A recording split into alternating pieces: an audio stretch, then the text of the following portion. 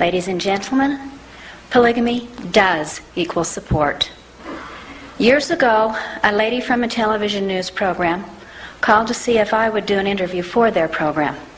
I declined. She asked why. I said that the chasm between our two worlds was so huge there would be no common ground for us to meet on. We would never really understand each other's lifestyle. I still feel this to be true.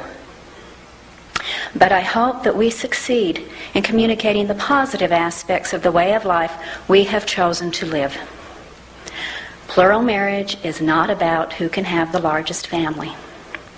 Plural marriage is a family system that offers opportunity, support, and nurturing to each member within it. It is not a system of oppression. It is not a system of brainwashing or keeping people from education. Nothing could be further from the truth. For those that live in this system and live up to its potential, it is uplifting and liberating. It provides expansion and growth. In America today, women who want to have children are not as free to do so because they have to earn money. Society today dictates this. Women who do have children have to juggle their responsibilities and face an onslaught of worries. Parent Magazine reports that 60% of parents are not sure that their current child care arrangements will be in place 6 months from now. Plural marriage allows division of the labor so that some can stay home and others go to work. With the reassuring knowledge that their children are at home with loved ones, women are enabled to pursue their careers freely. Being armed with this support, our women have gone on to become teachers, nurses, and chefs. We have women who are lawyers and engineers, and women who have started and maintained their own businesses. It is because of our solid family structure that women can obtain their goals without needing to put their families on hold. This empowers women. Working parents have to deal with an array of worries, which are greatly minimized by our way of life. Within our congregation, we have families that are where both parents are working, and in these cases, child care is needed outside of the home. But the care they find for their children often is given by extended family members instead of strangers who see the child as a number and a paycheck. Because of our large families, we have a huge support net both emotionally and financially. Nothing has to be faced alone. Many women are free to stay at home to raise a family. The bills are still contributed to by more than one adult, and the family has a decent yearly income, raising the bar of their quality of life. The elderly in our society who need special care are loved and kept at home, provided for with the dignity and comfort they need. In our society, there are no families without fathers. Our children are raised with examples of trust and integrity to commitment. Our concerns for each other are extended into the community. We are a family. We feel the need to support in times of crisis and mourning. Now look through the eyes of a child. We have a group of little people who are gaining the tools and the insights very early on to deal with a myriad of experiences later, making each one a more fully faceted person. In essence, it is a multicultural, it is a multi-generational upbringing for the children. It is a more holistic experience in their lives. Because of all the siblings, it may seem that a child would be lost in the shuffle. The children live amongst their very best friends on earth. Their siblings are their closest ties. Very often, children have other children who share the same age and the same gender. There is simply more time to deal with the child and its personal wants and needs because the duties are diversified. Because of specific situations, we've had children enrolled in different public schools. They have had before them the issues of drugs, teenage pregnancy, divorce, abuse, and suicide. They don't just see the numbers on a sheet of paper. They see their friends' lives played out before them. These kids will tell you they choose our way of life over what they see out there. Numbers of our kids go on to universities and to grad schools. They travel across the continent, to the British Isles, and to other parts of Europe. They go to movies, to parties, to nights out. They are normal, healthy, hardworking, well-adjusted kids. And for them in particular, to not know this way of life would be a true loss. We are living the American dream. We fulfill opportunities for our children and ourselves, which other people strive to offer for their children and at the same time feel for themselves.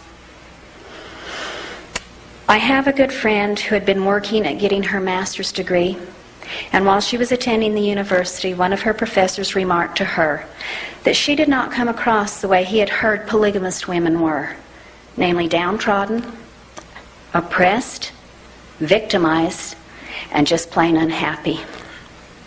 She is self-empowered, vivacious, happy, content, and well-educated. He went on to say to her that it is women like her who will supply the strongest testament to our way of life, simply by the example we live. And I do believe this, that the bridge to span that chasm will not be built by our words, but will be built by our example. The example we set before our God in heaven and before all those who care to have eyes to witness it. Ladies and gentlemen, polygamy does equal support. Thank you. Ladies and gentlemen, polygamy does not equal ignorance. The tapestry against polygamy alleges that fundamentalist women are ignorant, uneducated, and without opportunity.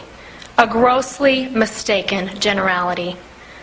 I have with me a few statistics to present to you on the educational accomplishments of the women of our congregation to refute this claim.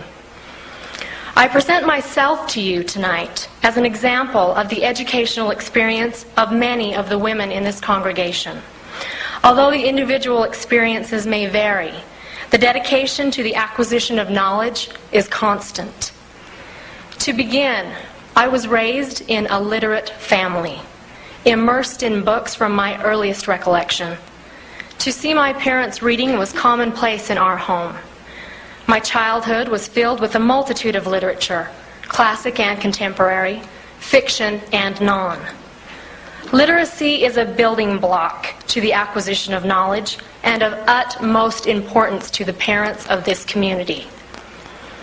We declare as a primary tenet of our religion the statement of the prophet Joseph Smith, "Man is saved no faster than he gains knowledge." I was educated in the public school system. By the 8th grade, I was determined to attend the school of my choice. I chose to attend our private high school.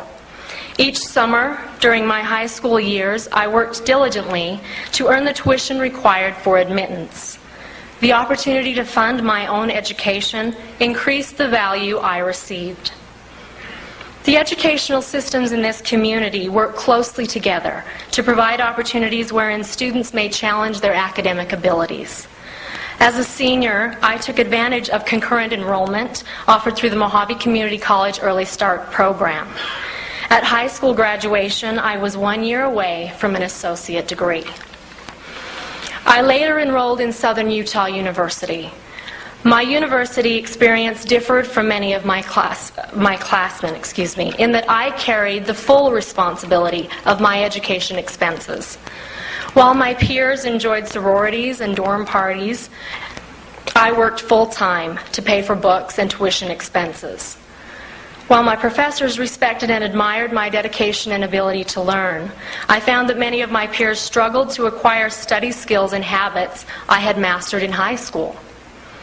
In spite of the economic challenge, I maintained a 3.94 grade point average, graduated summa cum laude, and was awarded recognition as the outstanding student in English.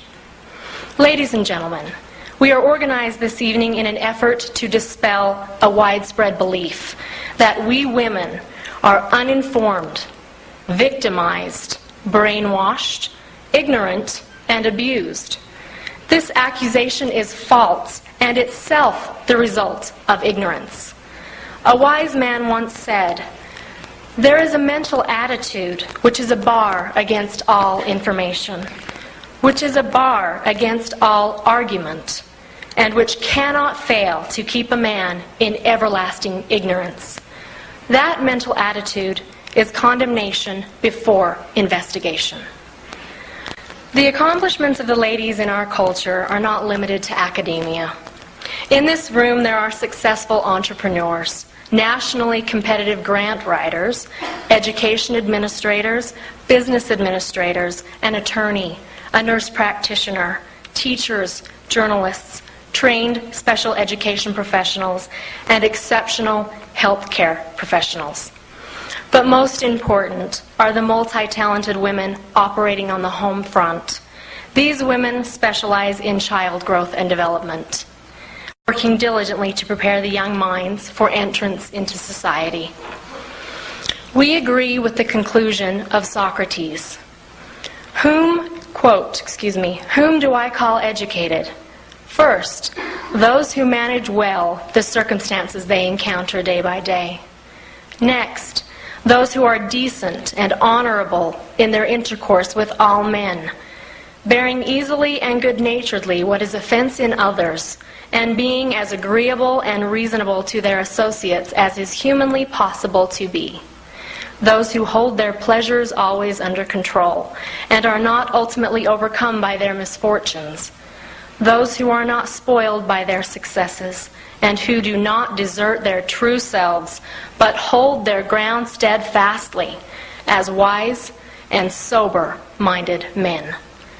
Again, we appeal. Polygamy does not equal ignorance. Thank you.